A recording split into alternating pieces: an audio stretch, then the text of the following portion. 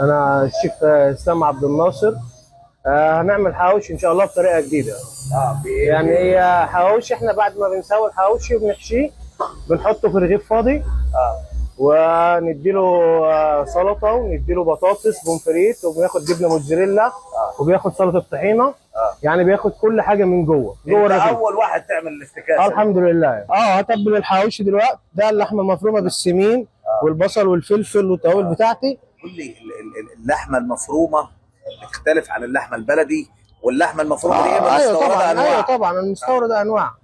كل حاجه وبسعرها. يعني احنا بنعمل حاجه في متناول الجميع، بحيث ان معلش في الكلمه الناس، يعرف الراجل يشتريها. الغلبان يقدر يشتريه مثلا. يقدر يشتري كام رغيف، اللي عايز 10 رغيف، اللي عايز ده ما يكونش سعره عالي. يبقى حاجه كويسه سعر الرغيف البلدي معلش هيوصل. ده لحمه برازيلي ولا؟ ده لحمه برازيلي على سمين. يعني ده بيبقى ميكس لحمه برازيلي مع هندي مع سمين، وياخد البصل والفلفل. احنا بنعمل خلطه في متناول الجميع كده. تمام. كل عاد ابدا يشتغل كده وقول لنا. تمام. بسم الله الرحمن الرحيم. ناخد البصل بتاعنا، ناخد شويه فلفل، شويه شطه صغيرين، الملح بتاعنا.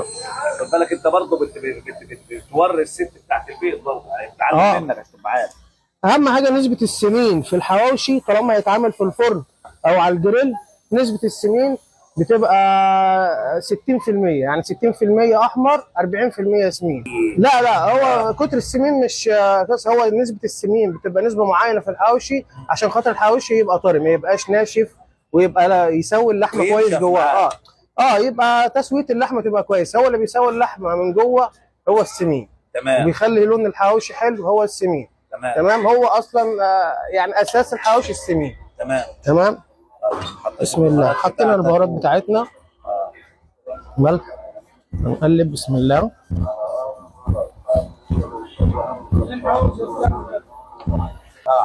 انا اللحمه بتاعتي تمام كده، جاهزه زي الفل. الجو بس.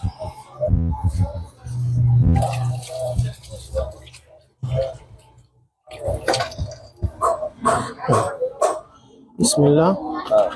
ايه الفرق عاد بين العيش البلدي والعيش العيش البلدي في الحشو ليه في الفحم احسن. انا بعرف. الفحم دايما بيحتاج عيش بلدي. انما لانه تقيل، كميه الرده في عيش البلدي بتبقى كتيره، فبتستحمل نار على الفحم، فبيعوز فحم. فيعوز فحم العيش البلدي. وفي نفس الوقت العيش البلدي ما بياخدش حشو كتير يعني. تمام. انما احنا عايزين رغيف سياحي، يبقى اللقمه بتاعته خفيفه عشان خاطر طعم الايه، العجينه بتاعتنا تبان في الحواوشي. تمام. بسم الله. ادي رغيف الحواوشي بتاعنا. بس كده هنخش على مرحله التسويه. هننزل على الجريل حواوشي اهو. تبدا عاد بالجريل كل واحد. بسم الله.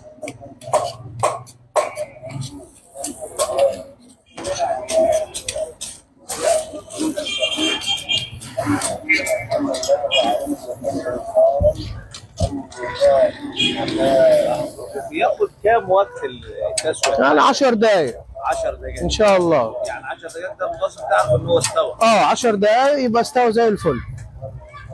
هو هياخد 5 دقايق كمان عشان الشغل اللي احنا بنعمله جديد فيه. اللي بعد التسويه. ايوه. احنا اللي بنحط بقى الشغل الجديد اللي احنا بنعمله بقى. يعني بعد ما نسويه بنحطه في الرغيف. تمام. وبنديله الجبنه بتاعتنا والبطاطس بتاعنا والخضار بتاعنا. يعني الشغل الجديد. كام ده الرغيف بتاعه؟ يعني ده 15، وفي حاجات 10، وفي الاختراع بتاعنا اللي احنا بنعمله ده ب 25. الاضافات دي بنزودها. يعني الاضافات دي انا بزود 10 جنيه. البطاطس بس. لا ما فيش الكلام ده. هي اللحمه اللي تكش هي اللحمه الجملي. انما كلحمه عجالي ما فيش، ما تكش. هي نسبه السمين بتبقى برضه هي اللي احنا هنعمله برضه هو بس فرق. بدل نسبه اللحمه المستورده اللي بتتحط اللي هي ال 40%، بدل ما بتتحط مستورده بنحطها بلدي. تمام. بس.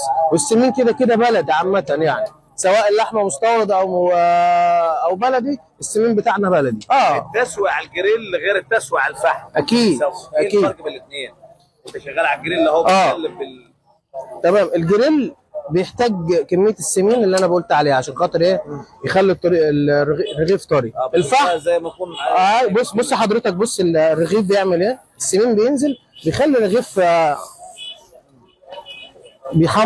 بياخد وش بيصفي اللحم، ياخد وش احمر حلو كده. تمام. انما الفحم ما بياخدش كميه السمين اللي بياخدها الجريل. كده السمين بينزل عامه سواء هنا او هنا.